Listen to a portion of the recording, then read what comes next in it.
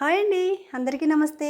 Welcome to Karthik creations. ఎలా ఉన్నారు అందరూ? బాగున్నారు కదా? మేము కూడా చాలా చాలా బాగున్నాం మీ దయ వల్ల. ఈరోజు నేను మీకు నిల్వ ఉండే గోంగూర పచ్చడి ఎలా చేయాలో చేసి చూపిస్తానన్నమాట. ముందుగా గోంగూరని శుభ్రంగా కడిగేసుకుని ఒక బట్ట పైన ఆరబెట్టుకోవాలి.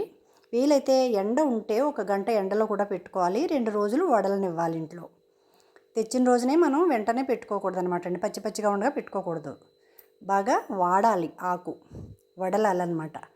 అంచేత 2 రోజులు ఇంట్లో నిల్వ ఉంచుకోవాలి. శుభ్రం కడిగేసుకుని తోళ్ళు తొడిమలు తీసేసుకుని ఇంట్లో పెట్టుకుని తర్వాత ఇలాగా నూనెలో వేయించుకోవాలన్నమాట.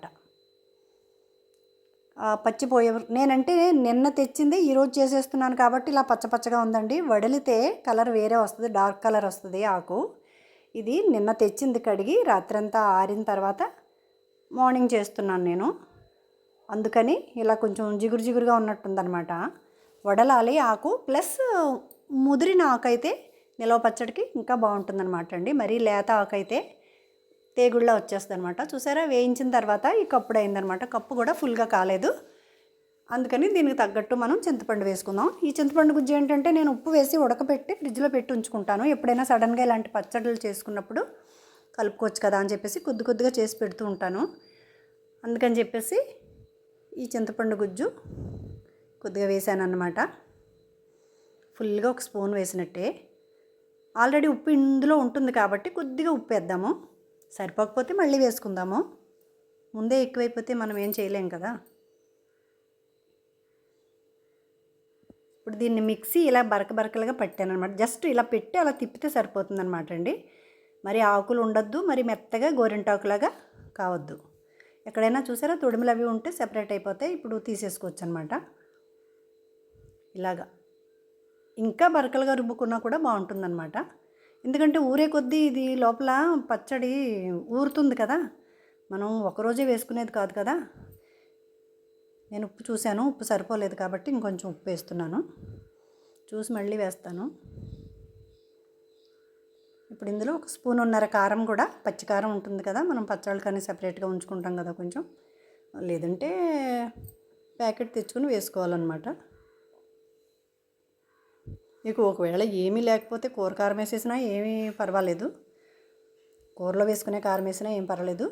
1 స్పూను మెంతి పౌడర్ కూడా వేసానన్నమాట. వేయించి మెంతులు బాగా దోరగా వేయించి ఆ మెంతి పౌడర్ కూడా 1 స్పూన్ వేసాను. ఇంతకంటే ఎక్కువ వేస్తే మళ్ళీ చేదు వచ్చేస్తుంది అనమాట. పులుపుగా ఉంటుంది కాబట్టి 1 స్పూన్ వేస్తే ఏం కాదు, చేదు రాదు, బాగుంటుంది. ఇప్పుడు పోపులు చూసారు కదా, మెంతులు, జీలకర్ర, ఆవాలు, ఎండుమిర్చి, వెల్లుల్లిపాయ, ఈ 4 వేసి 4 మిశ్రమాలని బాగా గోల్డ్ కలర్ వచ్చే వరకు వేయించి, వెల్లుల్లిపాయ గోల్డ్ కలర్ వచ్చే వరకు వేయించాలన్నమాట. ఈ వెల్లుల్లిపాయలు ఎన్ని వేసుకున్నా పర్వాలేదండి. ఎందుకంటే మనకి ఇది కప్పులో కొద్దిగానే ఉంది కాబట్టి నేను కొద్దిగానే ఒలిచాను. ముద్దకి వెల్లుల్లిపాయ వచ్చినా కూడా సూపర్ ఉంటుందండి గోంగూర పచ్చడి. ఇప్పుడు ఇది బాగా వేగిన తర్వాత స్టవ్ ఆపేసి, కప్పులో మళ్ళీ పూర్తిగా కలపలేదన్నమాట. ఇంకా ఇందులో కలపచ్చు కదా అని చెప్పేసి నేను కలపలేదు. ఇప్పుడు ఇందులో వేసేసి మొత్తం అంతా మిశ్రమంగా కలిపేసుకుని మళ్ళీ ఒకసారి ఉప్పు చూసుకుని ఏదైనా డబ్బాలోకి తీసేసుకోవచ్చు. చాలా అంటే చాలా బాగుంటుందండి. చూసారా, బరకలుగా అలా చేశాను అన్నమాట.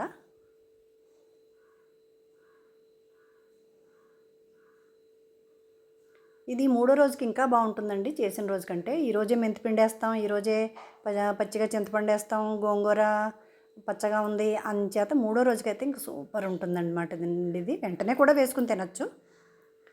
మీకు కనుక నా వీడియో నచ్చితే లైక్ చేయండి, షేర్ చేయండి, కామెంట్ చేయండి అండ్ సబ్స్క్రైబ్ చేసుకోండి.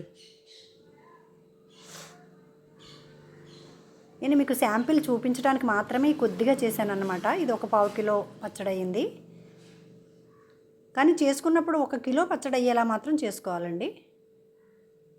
ఇప్పుడు ఇందులో ఈ వెల్లుల్లిపాయ, ఎండుమిర్చి కలిపి తింటే అండి క్రిస్పీగా పోపు వేయించిన వెంటనే కదా, చాలా అంటే చాలా మధురంగా ఉంటుందండి గోంగూర, కమ్మగా పుల్లగా. మీరు కూడా తప్పకుండా ఈ పచ్చడి పెట్టుకోండి. Please like, share, comment and subscribe. Thank you all.